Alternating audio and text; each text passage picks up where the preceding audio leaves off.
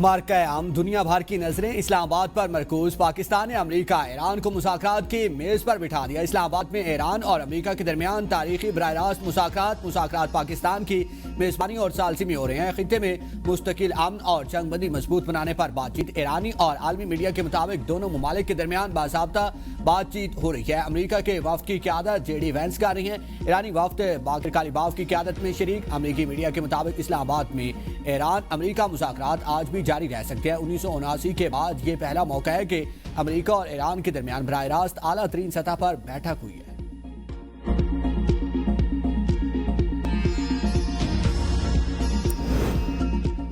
پاکستان کی سفارتی کوششیں رنگ لے آئیں۔ دارالحکومت میں سفارتی سرگرمیاں عروج پر۔ اسلام آباد میں اہم نشستیں۔ امریکی نائب صدر JD وینس کی وزیر اعظم شہباز شریف سے ملاقات۔ تعمیری مذاکرات کے عزم کا خیر مقدم۔ خطے میں امن و استحکام کے لیے مل کر کام کرنے پر اتفاق۔ پاکستان کا خطے میں امن کے فروغ کے لیے اپنی سہولت کاری جاری رکھنے کے عزم کا اعادہ۔ یہ مذاکرات خطے میں پائیدار اور دیرپا امن کی جانب ایک اہم پیش رفت ثابت ہو سکتے ہیں۔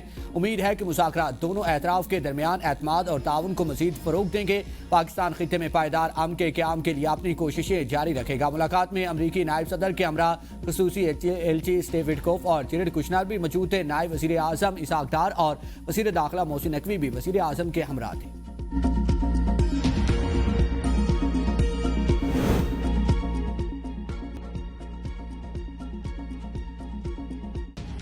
ایرانی اسپیکر باقر کالیباف کی قیادت میں ایرانی وفد کی وزیر اعظم شہباز شریف سے ملاقات۔ شہباز شریف کا خطے میں امن کے لیے بامعنی ثالثی کردار ادا کرنے کے عزم کا اعادہ۔ اعلامیے کے مطابق ملاقات میں وزیر خارجہ عباس عراقچی، دفاعی کونسل کے سیکریٹری، مرکزی بینک کے گورنر اور پارلیمنٹ کے دیگر اراکین بھی ملاقات میں موجود تھے۔ وزیر اعظم نے اسلام آباد مذاکرات میں ایران کی شرکت کو سراہا۔ کہا پاکستان علاقائی استحکام اور بامعنی نتائج کے حصول کے لیے اپنا مخلصانہ کردار ادا کرتا رہے گا۔ اعلامیے کے مطابق ملاقات میں عالمی اور علاقائی امن کی صورتحال پر بھی غور کیا گیا۔ ملاقات میں نائب وزیر اعظم اسحاق ڈار، فیلڈ مارشل سید عاصم منیر اور وزیر داخلہ محسن نقوی بھی موجود تھے۔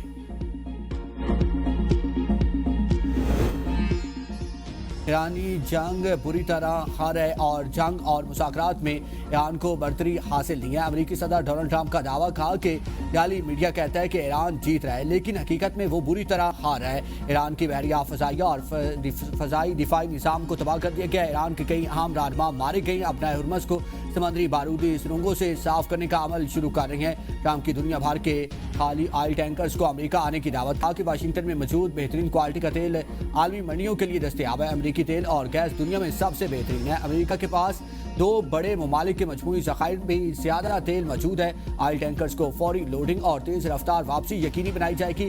لوگ سمجھ چکے ہیں کہ ابنائے ہرمز کے علاوہ بھی متبادل راستے موجود ہیں۔ اسلام آباد میں امریکہ ایران مذاکرات کامیاب ہوں گے یا نہیں، جلد پتہ چل جائے گا۔ مذاکرات کامیاب نہ ہوئے تو امریکہ پہلے سے زیادہ شدت کے ساتھ فوجی کارروائیاں کرے گا۔ اسلام آباد مذاکرات کے لیے ایک اچھی ٹیم بھیجی ہے۔ JD وینس، جیریڈ کشنر اور اسٹیو وٹکوف ملاقاتیں کریں گے۔ ہمارے لیے یہ ڈیل اچھی ہوگی کہ ایران کے پاس ایٹمی ہتھیار نہ ہوں۔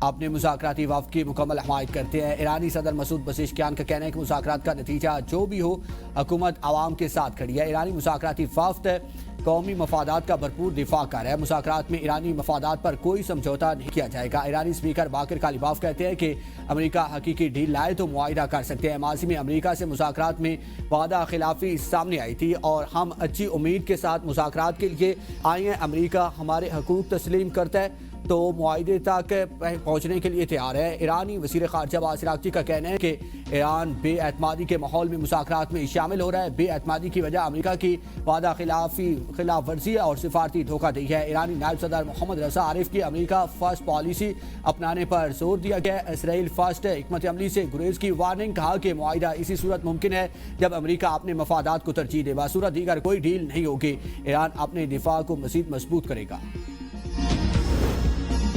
امریکہ کے ابنائے ہرمز کھولنے کی کوشش ناکام۔ ابنائے ہرمز کی جانب امریکی جنگی جہاز کی پیش قدمی پر ایران کا سخت رد عمل، فوری کارروائی کا دعویٰ۔ امریکی جہاز واپس چلا گیا۔ ایرانی وزارت خارجہ کے ترجمان کا کہنا ہے کہ جنگ بندی کی ممکنہ خلاف ورزیوں پر فوری سفارتی اور عسکری رد عمل دیا گیا، جس سے صورتحال بگڑنے سے بچ گئی۔ اسرائیل کے مطابق ایران کی جانب سے واضح پیغام دیا گیا کہ اگر جہاز ابنائے ہرمز کے قریب آیا تو اسے نشانہ بنایا جا سکتا ہے، جس کے بعد 30 منٹ کی ممکنہ ڈیڈ لائن کا بھی ذکر کیا گیا۔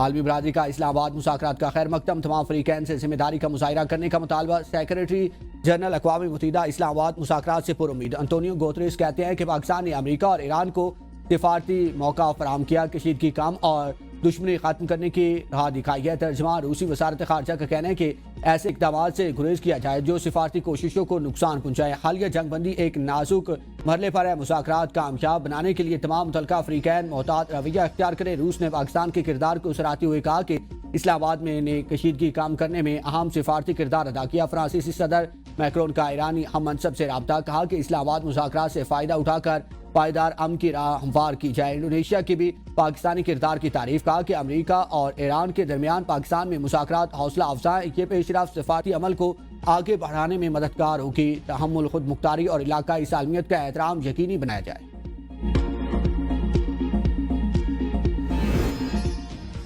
مارکہ امن، پاکستانی قیادت کی دانش مندی، دنیا امن کی طرف بڑھنے لگی۔ امریکہ اور ایران مذاکرات کی میز پر، وزیر اعظم اور فیلڈ مارشل کی کوششوں سے سفارتی محاذ پر پاکستان کی بڑی کامیابی۔ پاکستان دنیا میں امن کا ضامن بن گیا۔ عالمی میڈیا میں پاکستان کے چرچے، بڑے اخبارات نے امن کی کوششوں کو سراہا۔ دنیا نے مان لیا کہ امن کی کنجی اب اسلام آباد کے پاس ہے۔ عالمی سطح پر پاکستان کا مثبت تشخص مزید مضبوط، دنیا بھر میں پاکستانیوں کے سر فخر سے بلند، ہر سمت ایک ہی نعرہ، پاکستان زندہ باد، سبز ہلالی پرچم کی شان میں اضافہ۔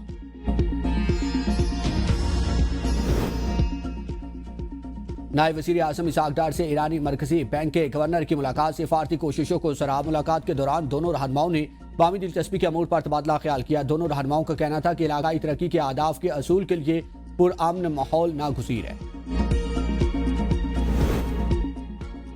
مذاکرات اب تک کی سب سے بڑی کامیابی ہے۔ چیئرمین پیپلز پارٹی بلاول بھٹو کا مذاکرات کا خیر مقدم، کہا کہ جنگ بندی برقرار رہنا اور تشدد میں کمی خوش آئند ہے۔ ایران میں بمباری رک گئی، مشرق وسطی میں کشیدگی میں واضح کمی ہوئی۔ دونوں بڑے فریق اس وقت بات چیت کے عمل میں شریک ہے۔ فریقین موقع سے فائدہ اٹھا کر مستقل امن کی طرف بڑھیں۔ چیئرمین سینٹ یوسف رضا گیلانی کہتے ہیں کہ امید ہے کہ یہ مذاکرات کامیاب ہوں گے۔ مذاکرات کی کامیابی کا فائدہ پوری دنیا کو ہوگا۔ پاکستان نے عالمی جنگ رکوانے میں بہت بڑا کردار ادا کیا، جس سے ملکی وقار بلند ہوا۔ انڈیا کو کرارا جواب دینے کے بعد بھی پاکستان کا قد بڑھ گیا تھا۔ پی ٹی آئی کا اسلام آباد مذاکرات کی کامیابی کے لیے نیک تمناؤں کا اظہار۔ Chairman P T I barrister گور کا کہنا ہے کہ مذاکراتی وفد کو محبت اور وقار کے ساتھ خوش آمدید کہتے ہیں۔ ہماری دعا ہے کہ مشرق وسطی میں پائیدار اور دیرپا امن بحال ہو۔ ہم امن عمل میں شامل تمام لوگوں کی کاوشوں کو سراہتے ہیں۔ دنیا کے امن میں اہم کردار ادا کرنا پاکستان کے لیے خوشی کا باعث ہے۔ امید ہے کہ اسلام آباد مذاکرات مشرق وسطی میں مستقل اور پائیدار امن کا سنگ میل ثابت ہوں گے۔ آج پاکستان کے لیے اہم دن ہے۔ مذاکرات کی کوریج کے لیے آنے والے صحافیوں کو ہر ممکن سہولتیں فراہم کی جا رہی ہیں۔ وزیر اطلاعات عطاءاللہ تارڑ کی گفتگو، کہا کہ بہت سے ملکوں سے صحافی اسلام آباد مذاکرات کی کوریج کے لیے آئے ہیں۔ پوری کوشش ہے کہ صحافیوں کو کام کے دوران کوئی مشکل پیش نہ آئے۔ وزیر اعظم فیلڈ مارشل نے ملکی وقار کے لیے کلیدی کردار ادا کیا۔ وزیر اعلیٰ پنجاب مریم نواز نے ایکس پر اپنے بیان میں کہا کہ یہ پاکستان کے لیے ایک قابل فخر لمحہ ہے۔ بہت کم لوگ سوچ سکتے تھے کہ ہماری قوم عالمی سطح پر قائدانہ کردار ادا کرے گی، اور پھر ہم یہاں کھڑے ہیں۔ ان کی قیادت نے پاکستان کے لیے ایک نیا اعتماد اور عزت دی ہے، جس سے ہر پاکستانی کو واقعی فخر ہے۔ گلگت بلتستان میں عام انتخابات 7 جون کو ہوں گے۔ چیف الیکشن کمشنر نے اعلان کر دیا، پیپلز پارٹی اور نون لیگ میں کانٹے کا مقابلہ متوقع، تیاریاں مکمل۔ گلگت بلتستان اسمبلی کے 24 حلقوں میں سے ایک ہی دن پولنگ ہوگی۔ ان سے قبل الیکشن کمیشن نے 24 جنوری کو گلگت بلتستان میں عام انتخابات کا اعلان کیا تھا۔ ایران کے نئے سپریم لیڈر مشتبہ خامنائی امریکی اور اسرائیلی حملے میں شدید زخمی ہونے کے بعد صحت یاب ہو رہے ہیں۔ رائٹرز کے مطابق 56 سالہ رہنما کا چہرہ بری طرح متاثر ہوا ہے اور ممکن ہے کہ ان کی ایک ٹانگ بھی ضائع ہو گئی ہو، تاہم وہ ذہنی طور پر مستحکم ہے اور اہم فیصلوں میں حصہ لے رہے ہیں۔